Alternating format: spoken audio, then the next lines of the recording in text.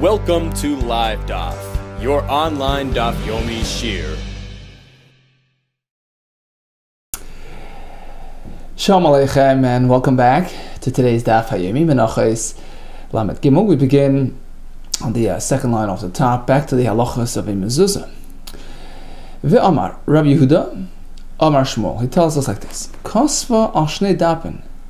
If one decides to write his mezuzah and split into two columns instead of just on one single column, the way it's meant to be, psula, that disqualifies the mezuzah. Meisvei comes a question from a brisa which says Kosva al shnei dapen. If he in fact split the text of the mezuzah into two columns, and he split the parchment into two parts and put each part on a different doorpost. So he has one half the mezuzah on this doorpost, the other half on the opposite. Psula, in this case, it's puzzle. It sounds like because he split the location as well, but if it's the same location, it would be okay, even though it's in two columns. Hab saf echad, but if it's just on one doorpost, it's ksheira. Answers the Gemara, no. Ru'ui l'shnei pesipin kamar. The brisa meant that if he just splits it into two columns, which would make it theoretically suitable or able, practically able to be split into two locations because of the fact that it's in two columns, that would make it possible. But the point of the matter is that the split columns are the problem, as per the halacha of Rabbi Shmuel. Another halacha, v'amar Rabbi Shmuel. Suppose you're not sure which post to put the mezuzah on. It's meant to be on the right side of the entry. Okay, so you have, let's say, two rooms adjacent. Each room has its own independent access to the street, let's say. So which way is determined as the flow of traffic? Is it from this room to this, or this room? So the door in between them, on which side do you place the mezuzah? It's meant to be on the right of the entry. Which side is the entry? The answer is into the room that the door swings. That's the side that used to have the hinge, different than what we have today. It was like a pin going up into the top, and a pin into the floor and bottom, and the door would sort of swing on its axis. So that axis, that pin, would be situated on the side in which the door swings into. That's typically considered the entry, right? The door swings into the room that you enter. So that would determine the flow of traffic, on the right of which you would put the mezuzah. So again, if I'm reading a small bit mezuzah, when it comes to determining the location of a mezuzah, when it's a tricky location, look at where you see the tzir, the hinge. So into the room that the door swings, in that direction, you consider the entering. Ma'aker tzir, amrav adav avaksa, that's the hinge. Echadami, what would be an example of this type of equation? Kigoin pischa debein trei batu. You have a doorway between two rooms, ben bei gavri lebein nashi, between the men's room and the women's room. So you have a home where the men are on this side and the women on the outside, and you go back. Where do you place the mezuzah? On the right of the hinge where the door swings into. Reish Galusa, he was the head of the Kehillah in Bavli. Bana Beis, he built a new house and he invited the Talmud Chacham to come and do kriyas mezuzah, put up his mezuzah. Bana Beis, Amalei Rav Nachman, asked Rav Nachman, Kvali mezuzah, could he please place my mezuzah on the new house? Rav Nachman, gotta wait. First put up the doorpost. Tali, first affix dashi, the doorpost, bereisha, before you, because the mezuzah is meant to go onto the doorpost that's in place. You can't put the mezuzah on a piece of wood and then have that wood with the mezuzah placed against the doorway. That would be considered, it says ta'aseh v'lo min ha'aseh, Rashi says. First you have to have it in place, ta'aseh, then put the mezuzah in the right place. V'lo, as opposed to min ha'aseh, when you do it sort of through the back door, retroactively, you have it placed on a piece of wood, and then the entire wood with the mezuzah on it is placed on the doorpost. That's not considered having affixed a mezuzah to a doorpost. Okay, now, how do you put the mezuzah? Standing up, lying down. Amar Rav Yudah Amar Rav. Also come in nagar. Rashi learns nagar is like a screw, like a nail. So the doorpost, and you have the mezuzah inserted like a nail, lying down sideways like a screw into that psula. So that's it doesn't work because the mezuzah is meant to be standing upright in a derech kavod, honorable way, as opposed to lying down. Certainly not, used as like a screw. Here comes a question. So only standing up, not lying down. V'haki asar of Yitzchak bar Yosef, when he came, he taught us. Amar, he told, he related kulu mezuzah to the Bei Rebbe, all the mezuzahs in the home of Rabbi Yudah Anasi were lying down. Kimin neger havavida, they were lying down. That's number one. Number two, so Rabbi had this private, door, in the Beis Medrash, in order to avoid burning everybody and having to get him to get up for him when he enters. He would come in through like a little, private door in the front, so he could quickly get to his seat without burning everybody. So what happens to that door? Did it have a mezuzah? Vahi pischan, that doorway, the ayel bei Rebbe, that Rebbe would privately use to get into the Beis Hamet, Beis Medrasha, mezuzah, didn't have mezuzah at all. Okay, so in any case, we see that a mezuzah lying down is okay. Like Kash answers like this: it wasn't really completely lying down; it was sort of like a partly lying down. It was sort of, Rashi learns, it was sort of folded. So part was lying, part was up. Like Kash, when we speak about lying down as puzzle, it's like lying down completely, like a screw. But if it's like a stavira, which is like a knee, which is like an L, so part was lying, part was facing upward. Some learn that it was like an angle. In any case, that would be better, and that's kosher.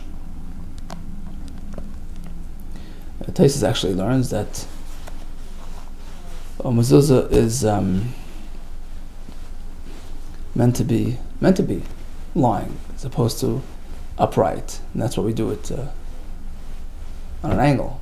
A compromise between Rashi's pshat and Taisus pshat. Okay, so we addressed the angle issue. What about the other question? So that private door did not have a mezuzah. Really? Aini, is that true? V'arahu pischa. There was a similar phenomenon in Rav Huna's Beis HaMedrash. So this doorway that Ayel Bei Rav Huna, Bei Midrasha, the doorway that Rav Huna would privately use to get to the Beis HaMedrash, V'avla mezuzah, had a mezuzah. Why? The answer is Ahu Ragal Hava. That doorway wasn't just his private; it was something which was commonly used. In fact, most people use that door, so that's different. When it comes to determining whether or not a doorway needs a mezuzah, halechacha ragel. Okay, so if there are two doorways, the one which is more used, that's the one that needs a mezuzah. And it seems from this Gemara only that one and not the other one. Okay, so that's a chiddush. Amar B'Zeir, Amar B'Mas, Amar Shmuel. Mitzvah lanicha. So fine, you have the doorway in place, everything is ready to go. Where do you put the mezuzah? On top, on bottom? Where along the post do you put the mezuzah? So Amar B'Zeir, Amar B'Mas, Amar Shmuel tells us mitzvah lanicha.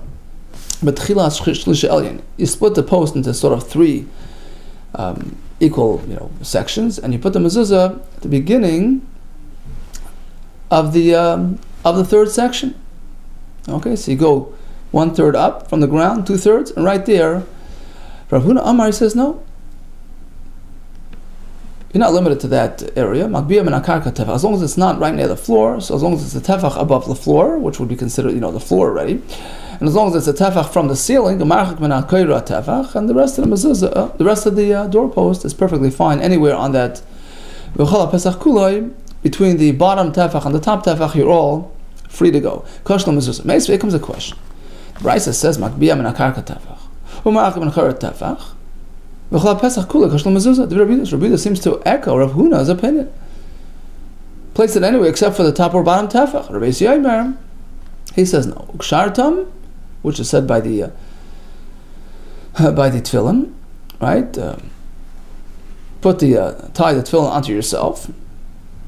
And the tefillin sharash, of course, is way up on top on the head. Uchsaftam, then the pasuk says, affix the mezuzah on the doorpost. We connect the two in terms of location. Makshira b'goyva, just like the kshira of the tefillin, the one on the head is only on top. Afksiva b'goyva. Likewise, the mezuzah is meant to be situated on the top of the doorpost, near the top.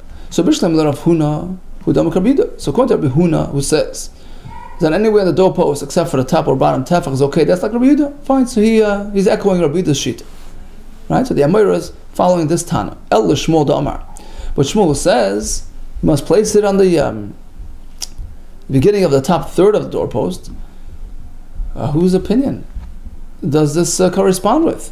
Come on, like Rabbi Yehuda, not like Rabbi Yehuda, like Rabbi Yesi. Shmuel was going with Rabbi Yesi.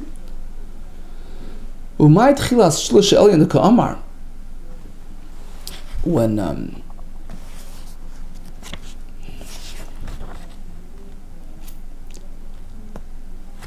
Rabbi Yesi says, when Shmuel says that it's meant to be the beginning of that last, third, he didn't mean specifically there. He meant to say, don't lower it past that point. Okay, that's as far from the ceiling, from the top of the post you can go. That's what he meant.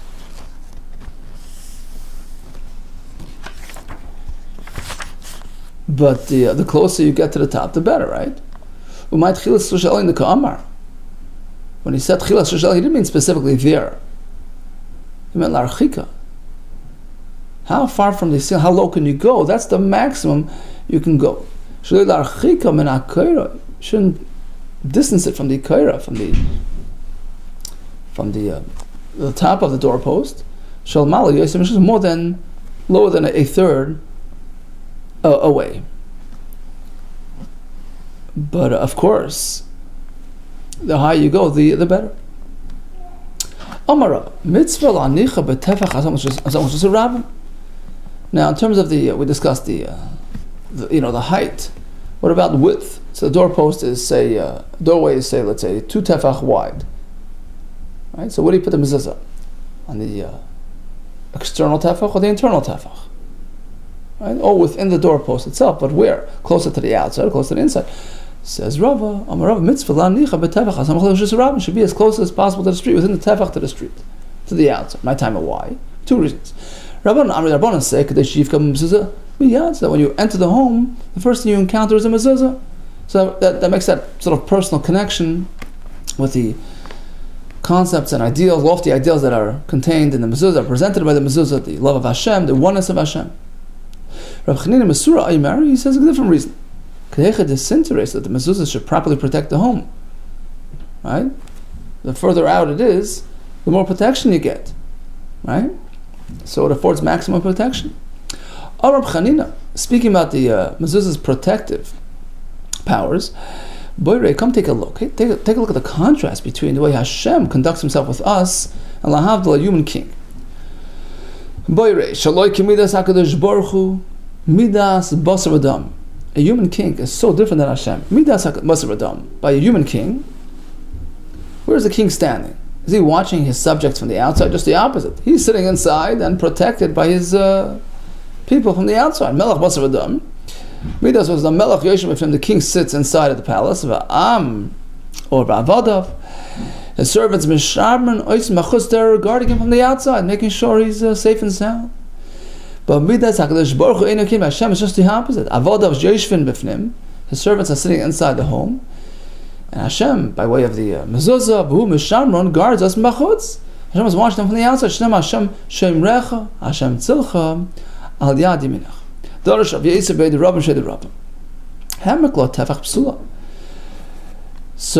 the mezuzah into the doorpost and it's a tefach deep, that's not on the door, that's too far in, that's possible psula. Leiva Masayele, perhaps the next price will support this point. They put the mezuzah into the doorpost, they should tell Allah Malban, or he covered it with a brick, or with a piece of a brick of some sort, so now it's embedded. So it depends how deep. Im yesh sham tefach, if it's a tefach deep, it's too far in. Tzarech mezuzah acheres, you have to replace it with another mezuzah. Im lav. But otherwise, if it's close enough to the surface, it works. Okay, so there you see that too deep is no good. Says the Gemara, no, that's a different story. That's a whole different case. That's talking about a situation where, let's say there's a corner, right, of a room or a house, and you have a door on either side of that corner. So the doors are pretty much adjacent to each other, separated by, let's say, a very thin post. Now there's a mezuzah on the, as we're looking at the corner, there's the right side and the left side. So he put the mezuzah on the left side of the right door. And the question is, can it be counted as a mezuzah for the left door as well? Because it's so close to that post. It depends how thick the divider is. If it's a tefach thick, it's too far removed. It can't be used. It can't be applied for the left door. Otherwise, it could. So he's talking about a different case of applying a mezuzah from one door to the other. But there's no, reference to our story about a mezuzah that was sort of covered and buried within a single doorpost, if that's a problem. Kitana, that Bryce is talking about Pesach Shechar Adelis, a door behind, an opening behind the door, and that's what it's talking about. Says the Gemara, but that case that you just mentioned is discussed in the next case in the Bryce. That's discussed in the next point. Pesach Shechar Adelis, right? If there's a tefach in between, so you have to bring a new mezuzah for the second door. But otherwise it's close enough and it counts. Case like Tani. The answer is not a separate case, it's just elaborating and explaining the first case in the Brisa. That's all the Brisa is talking about. And that necessitated our halacha in the name of Rava to teach us that in fact, even on a single doorpost, if you have a mezuzah that's embedded behind too much material, if it's a tefach thick, that would be a problem, as discussed. Now this takes us back to the halacha we had before regarding Tasa v'lei Menachos, that the mezuzah has to be affixed on an existing, a standing structure. Okay? So Tana, we learned in a Bryce. Hamid lo malben shel kanim. Suppose he has a malben, a doorpost made of kanim, of bamboos, of reeds. So he wants to get the mezuzah there, but the mezuzah, it's not going to really, he can't really find a convenient place to stick it on. So he wants to embed it in the bamboo, in the hollow bamboo. Can he do that? Yeah. So hamad lo malben shekanim. Once the malben shekanim, the kanim frame is already in place, now chaytzich shveiferes manicha. Now you can cut one of the reeds, get a little hole there, and stick the mezuzah in there. That's only l'shehamid l'osef chatach. That first he built the structure, right? He got the kanim standing in place, and then he made the hole to put the mezuzah through. So he affixed the mezuzah on a standing structure, right? But suppose he went the other way. He had the sticks on the floor, and he cut a hole, and he put the mezuzah in while it was on the floor, and then he built it up installed it as the doorpost. Then it's psula because the mezuzah had been affixed prior to installation of this doorpost. The pasuk says, do it in a way which renders it, active and valid. But you can't do it the other way. You can't have the mezuzah on the post and then work backwards, put the post on the doorpost, and have the mezuzah there sort of by circumstance, not by way of his direct act. This applies to mezuzah, applies to tzitzis as well, right?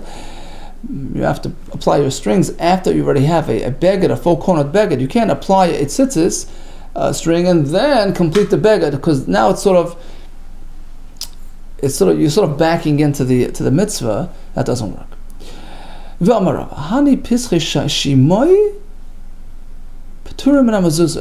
Improperly designed, improperly built doorways are exempt from mezuzah. It has to be a proper doorway. My pischa shimoy, what's that? For example, pligi ba Rav Ruchumi. So shimoy, Rashi says mukul kolin v'ashemim, ruined, disfigured. What's an example? My pischa shimoy.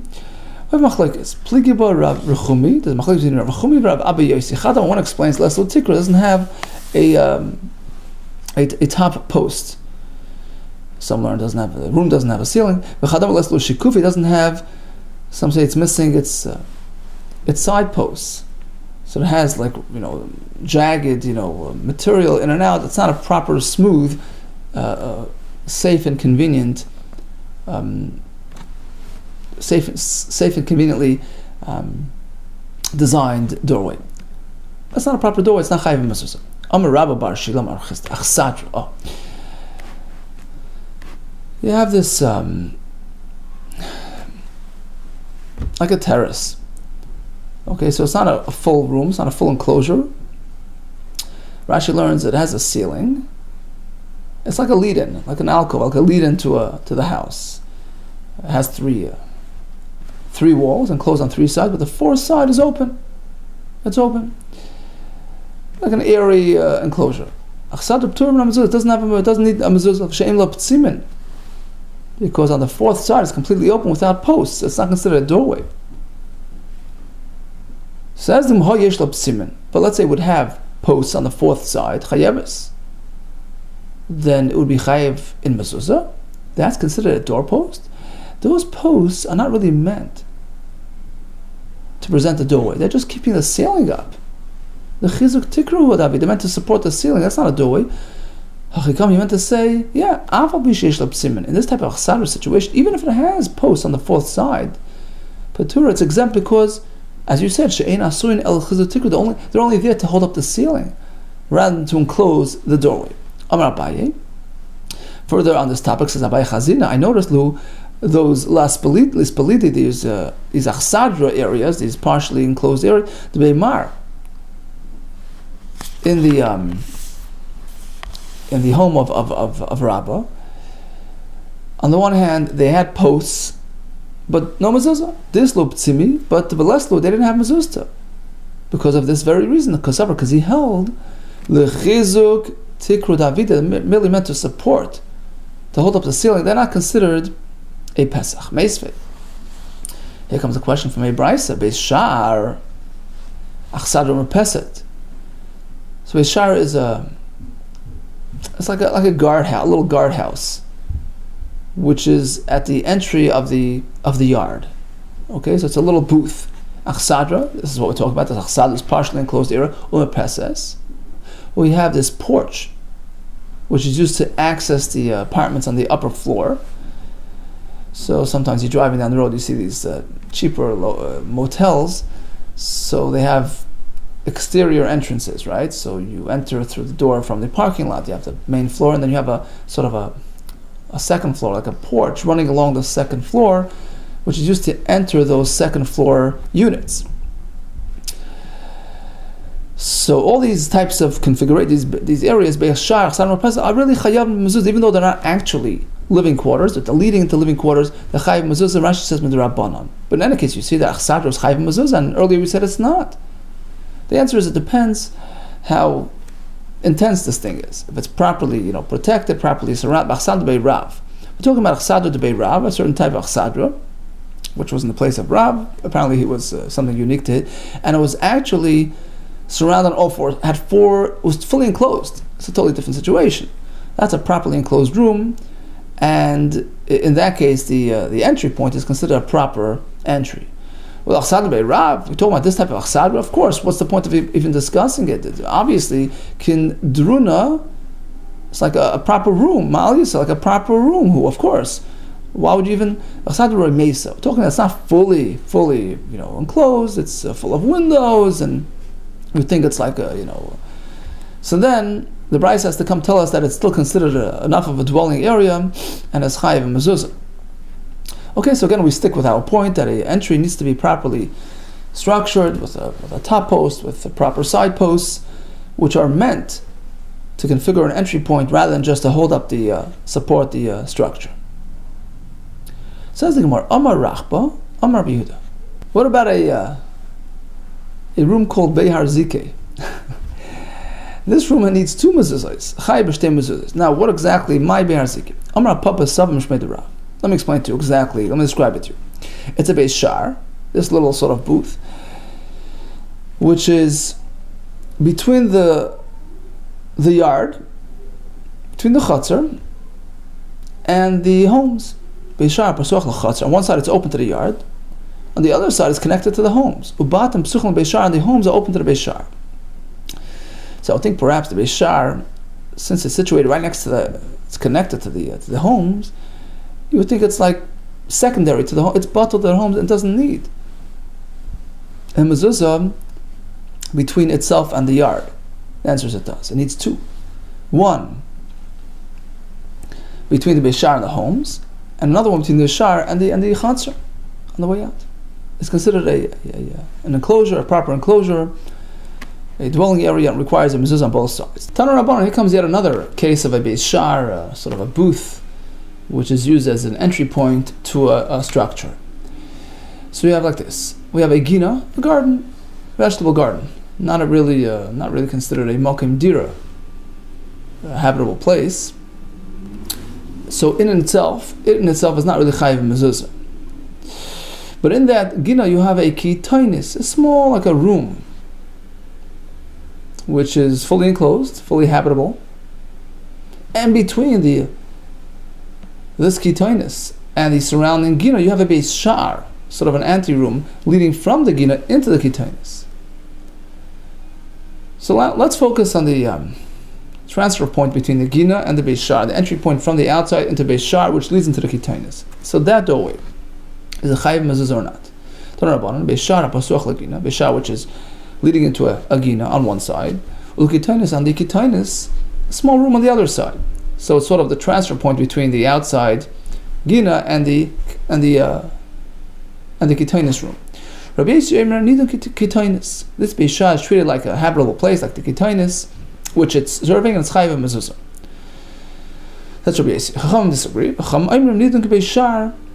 We view it as an open area. Beishar is just a term relating to the fact that it's not really a proper mokim dira, not really a proper place of habitation. It's considered part of the surrounding outdoors, so to speak, and it's pater from mezuzah, like the gina. Okay, so again, beishar, which is between the gina and the kitainis, Rabbi Yissi says chayiv, chachamim say pater. Now, what exactly are we talking about? Rabbi Shmuel, they both explain like this. Amr Tavai, they both explain. Beginning labayis. So again, we're speaking at the entry point between the gina and the beishar.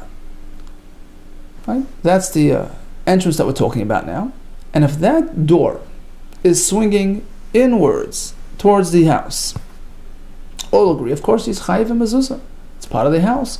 Kuliyam li pligi, of course, all agree. The chayiv. Why my time? Why? Be at the bayisi. Because as we learned before, it's all about the door swing. If the hinges on the inside, it's swinging inside, it's part of the structure, it's part of the habitable place. So it's considered serving the interior, and it's chayiv and mezuzah. He pligi, the machlekes is only mibayis l'gina. The door is swinging the other way, towards the outside, from the beishar to the gina. Now there's room to consider. What is this entry serving? What is its primary function? Is it primarily functioning as an entranceway to the habitable areas, or to the gina, which is pater? Masrav, our Rabbi says, in this case, kitainis ikar, even here, that is swinging outwards. The gina doesn't really compare. It's not on the same level. It can't measure up to the enclosed area, which is certainly more prominent, more chashiv. Hence, this doorway is considered an entry to the mokim dira, the place of habitation, and it's chayiv and mezuzah. Omar Savar, Chacham say no. Look, in fact, it is leading into the garden. That's how it's swinging. Gina ikar, that becomes the ikar, and it's pater and mezuzah. So that's one way to learn. Rav Yosef, however, they both learn differently. If it's swinging out to the gina, of course you're pater, no question. My time and why? It's the access to the gina, it's pater. A gina is not a bayis, it's not chayiv mezuzah. The question will only be the other way. Beginning of the bayis, if it's swinging to the bayis. Mar Sababiga, the bayis ikar. Rabbi Yossi says, since it's leading this way and it's swinging this way, it is considered entry point to the place of dwelling, and it's chayiv mezuzah. Mar Savar, no.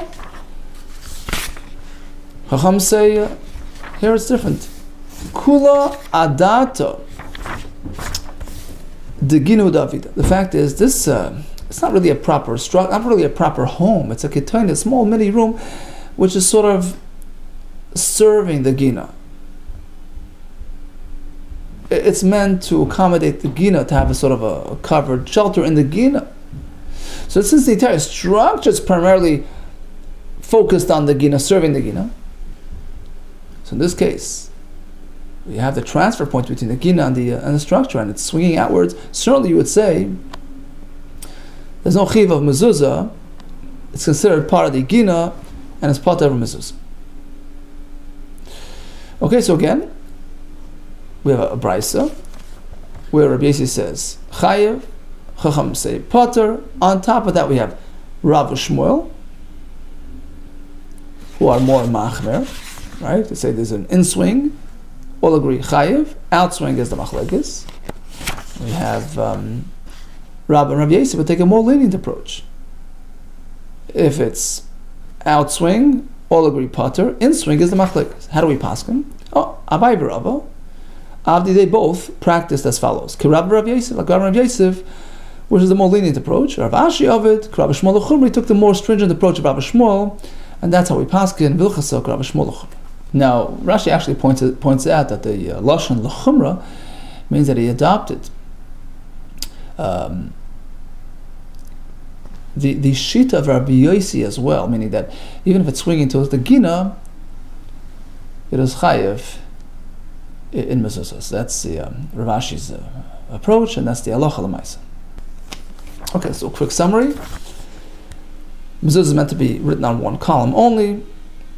In terms of determining traffic flow, you look at the swing of the door. The Gemara calls it heker tzir. We learned about the positioning of the mezuzah, standing up, lying down, or compromise diagonal as we do. We learned about placement of the mezuzah within the doorpost.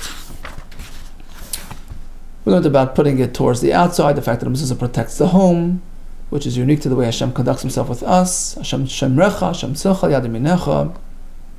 In fact, the Mordechai brings from Aram Rutenberg, Muftachani, shekol bayis shemusukun kilchasa b'mezuzah. I'm guaranteed that a home that is properly affixed with mezuzah is ein shum mazik yochel lishlet boy.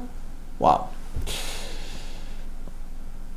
Okay, we discussed tasa, we discussed properly configured entry with posts, with the top posts, the side posts. Discussed which chassader needs, which chassader doesn't need. Posts have to be forming the door, not just holding up the supporting the ceiling. We discussed some interesting cases of transfer points between base shars and structures. All the best to you, and Atzlacha Rabbah.